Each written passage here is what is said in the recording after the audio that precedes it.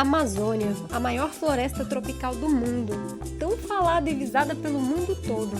E muito mais do que toda essa biodiversidade riquíssima, a Amazônia é feita de gente, das pessoas que aqui nascem e vivem e sustentam a floresta e seus rios vivos. Pensar em Amazônia é pensar principalmente na proteção de seus povos, pois são eles que protegem, preservam e regeneram a imensidão de vida que aqui habita.